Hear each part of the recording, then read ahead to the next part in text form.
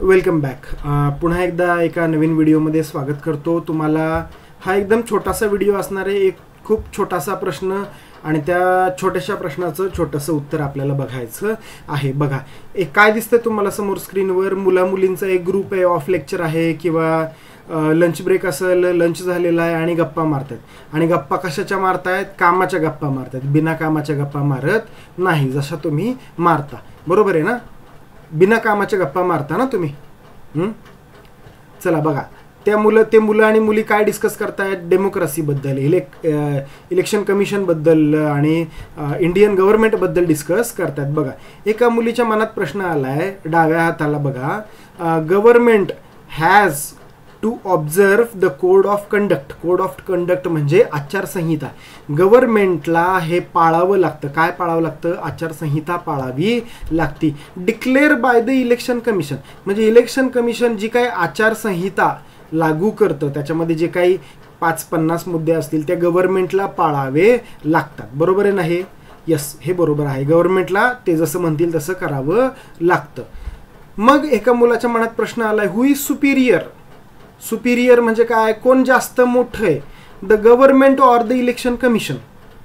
गव्हर्नमेंटला जर इलेक्शन कमिशनचं सांगितलेलं ऐकावं लागतं तर मग सुपिरियर कोण आहे? गव्हर्नमेंट जास्त सुपिरियर आहे, सरकार जास्त सुपिरियर आहे, मोठं आहे का इलेक्शन कमिशन? मुलांनो, याचं उत्तर खूप साधं, सोपं आणि सिंपल आहे. कुणीच कुणापेक्षा सुपिरियर नाही आहे आणि कुणीच कुणापेक्षा इन्फेरियर नाही आहे, म्हणजे छोटं नाही आहे. इलेक्शन कमिशन, आपण मागच्या व्हिडिओमध्ये बघितलं की election commission is an independent authority. Election commission is an autonomous body म्हणजे त्यांचा स्वतंत्र कारभार आहे, ते काही कुणाच्या अंडर काम करत नाही.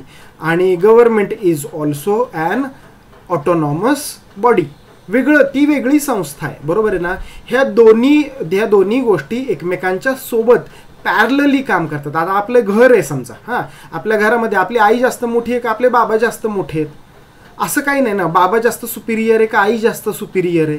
असं काही नसतं ना. दोघंही इक्वली सुपिरियर असतात. बरोबर आहे ना? दोघांनी एकमेकांच्या सोबत काम करायचं असतं तर घर चालतं.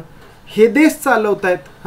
मग ह्या दोघांनी एकमेकांच्या सोबत राहून काम करायचं, एकमेकांमध्ये म्युच्युअल अंडरस्टँडिंग असलं पाहिजे आणि एकमेकांमध्ये कॉपरेशन असलं पाहिजे, तर देश व्यवस्थित चालू शकतो आणि निवडणुकीची प्रक्रिया व्यवस्थित होऊ शकते.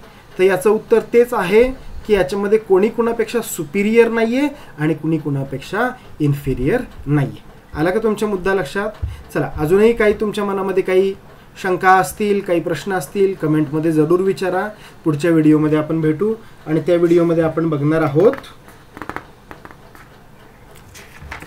घेऊयात पुढचं इलेक्शन, प्रोसेस ऑफ इलेक्शन घेऊयात. चला, ठीक आहे. चलो, तोपर्यंत tata, bye bye, see you in the next video.